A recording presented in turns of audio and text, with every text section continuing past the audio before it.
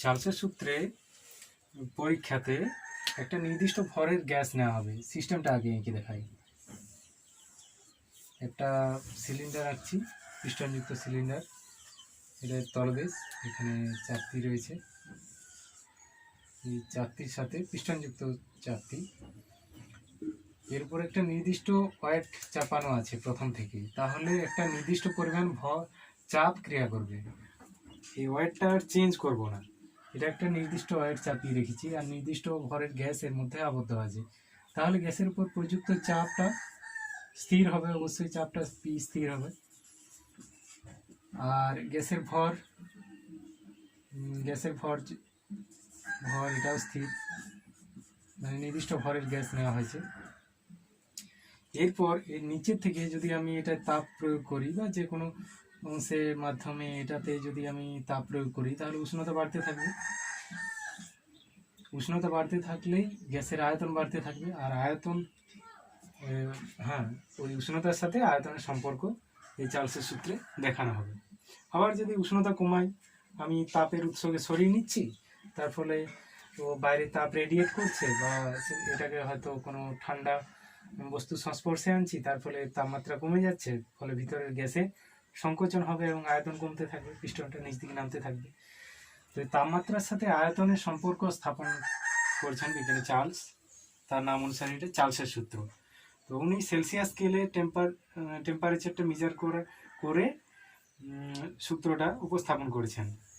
তো উনি কিভাবে করেছেন দেখো, সেটা এখানে বুঝতে পারবে। ধরো নির্দিষ্ট ভরের গ্যাস নেওয়া হয়েছে, এবার গ্যাসের 0 ডিগ্রি সেলসিয়াস উষ্ণতায় আয়তন পরিমাপ করা হলো। 0 ডিগ্রি সেলসিয়াস উষ্ণতাতে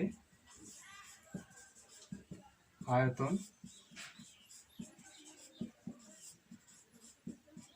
V0, এটা নির্দিষ্ট ভরের গ্যাস, কত ভর সেটা আমরা বলছি না, এই জন্য এখানে আয়তনটাকে একটা অজানা রাশি V0 ধরলাম।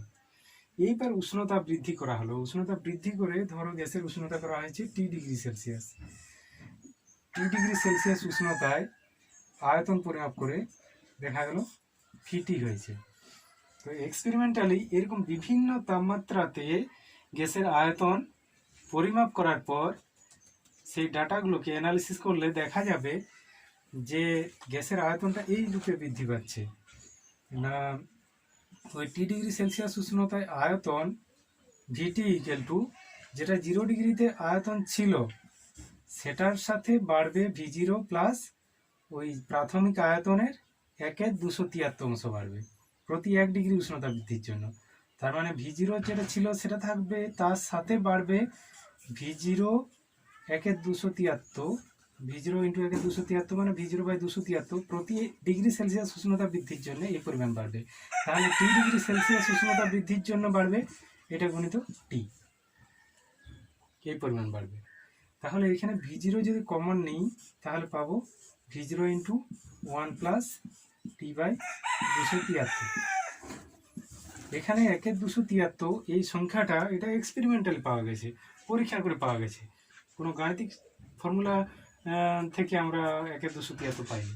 এটা পরীক্ষা করে দেখা গেছে যে 0 ডিগ্রি সেলসিয়াস উষ্ণতায় যা আয়তন ছিল তার সাথে বৃদ্ধি পাবে ওই 0 ডিগ্রি সেলসিয়াস উষ্ণতায় আয়তনের 1/273 প্রতি ডিগ্রি সেলসিয়াস উষ্ণতা বৃদ্ধির জন্য। তাহলে T ডিগ্রি সেলসিয়াস উষ্ণতা বৃদ্ধি পাচ্ছে 0 থেকে T পর্যন্ত, T ডিগ্রি বৃদ্ধি পাচ্ছে, তাই T দ্বিগুণ এই পরিমাণ বৃদ্ধি হবে। তাহলে V0 প্লাস এটা, এখান থেকে V0 কমন নিলে V0 ইন্টু 1 প্লাস T/273। এবার যদি উষ্ণতা হ্রাসের প্রসঙ্গ আসে তখন T এর জায়গায় নেগেটিভ হয়ে যাবে। উষ্ণতা বৃদ্ধি পেলে Tটা পজিটিভ ধরবো, আর উষ্ণতা হ্রাস পেলে Tটা নেগেটিভ হবে। তখন ফর্মুলাটা হবে এরকম, এটা যদি ধরো -T ডিগ্রি সেলসিয়াস উষ্ণতাতে আমরা নিয়ে যাই, -T ডিগ্রি সেলসিয়াস উষ্ণতায় আয়তন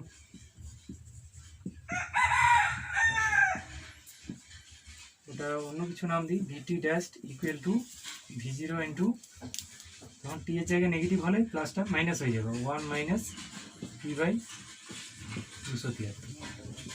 দেখো চার্লসের সূত্রে এই temperature T equal to -273 degree Celsius বসালে কি হয় না, তখন VT ইকুয়াল টু হয়ে যাবে VT equal to V0 into 1 plus T এর জায়গায় -273। -273/273। এখানে দেখো 273 ভাগ হলে 1 হয়ে যাবে, আর প্লাস মাইনাস মাইনাস হয়ে যাবে, অর্থাৎ v0 into 1 minus 1, 1 minus 1 0, v0 into 0 equal to 0। তাহলে গ্যাসের আয়তন কত হয়ে যাচ্ছে? 0 হয়ে যাচ্ছে, অর্থাৎ এই -273 ডিগ্রি সেলসিয়াস উষ্ণতায় গ্যাসের আয়তন 0 হয়ে যায়। ঠিক আছে, এইবার দেখো চার্লসের সূত্র অনুযায়ী আমরা -273 ডিগ্রি সেলসিয়াস উষ্ণতায় গ্যাসের আয়তন 0 পাই। আরেকটা সূত্র আছে রেনল্ড সূত্র। রেনল্ড চাপ সূত্রটা এই চার্লসের সূত্রেরই অনুরূপ, তো সেই সূত্রটাও আমি দেখাচ্ছি। বলা হয় রেনল্ড সূত্র।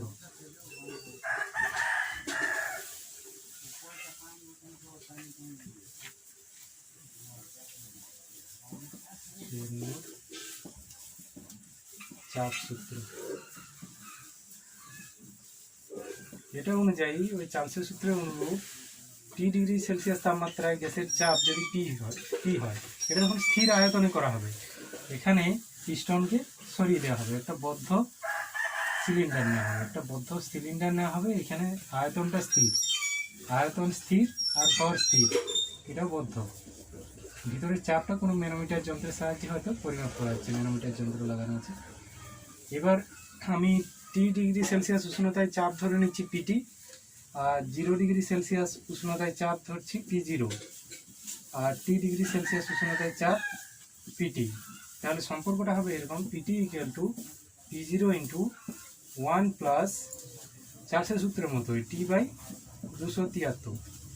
এখানে দেখো T যদি -273°C হয়, তাহলে PT কত হয়ে যাবে? PT = P0 × 1 plus -273/273।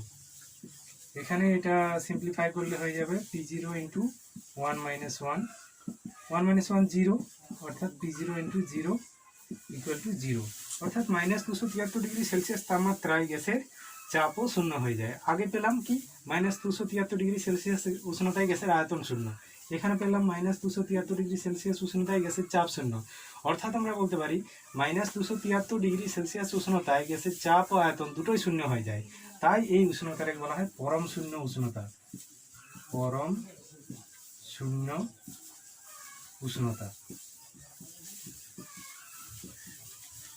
এই পরম শূন্য উষ্ণতাকে 0 ধরে আর প্রতি ডিগ্রি ভাগকে সেলসিয়াস স্কেলের, যেমন 1 ডিগ্রি ভাগ যেটা, সেই প্রতি একক তাপমাত্রাকে সেলসিয়াস স্কেলের তাপমাত্রার সমানই ধরে উষ্ণতার যে স্কেল তৈরি করা হয়েছে সেটাকে বলা হয় উষ্ণতার পরম স্কেল। তাহলে -273°C এটাকে 0 কেলভিন ধরা হয় পরম স্কেলে। তাহলে দেখো 100°C কত হবে, বা 0°C কত হবে? যেটা সেলসিয়াস স্কেলে 0°C, সেটা পরম স্কেলে সেলসিয়াস স্কেলের 1 ভাগ মানে পরম স্কেলের 1 ভাগ। তাহলে এটা -273 থেকে 0 হতে গেলে 273 যোগ করতে হবে, তাহলে এটার সঙ্গে 273 যোগ করতে হবে, অর্থাৎ এটা হয়ে যাবে 273 কেলভিন, তাই তো? তার মানে সেলসিয়াস স্কেলে যেটা টেম্পারেচার তার সাথে 273 যোগ করলে আমরা কেলভিন স্কেল পাই। যেটা T°C সেটা কেলভিন স্কেলে কত হবে? T + 273 কেলভিন, এটা হবে। তাহলে আমরা সম্পর্ক পাই ক্যাপিটাল টি ধরা হয় পরম স্কেলের তাপমাত্রা, T = t + 273, অর্থাৎ সেলসিয়াস স্কেলের তাপমাত্রার সাথে 273 যোগ করলে আমরা পাই পরম স্কেলের তাপমাত্রা।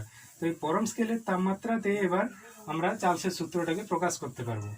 রেনল্ড সূত্র মুছে দিই, আবার ফিরে আমি চার্লসের সূত্রের গাণিতিক রূপটি লিখছি।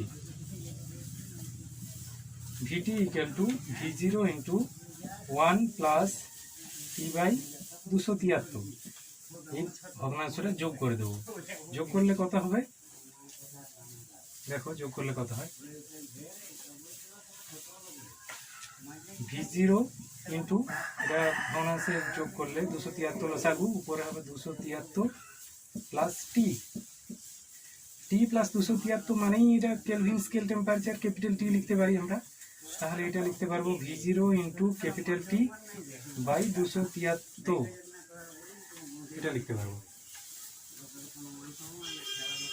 তাই তো? তাহলে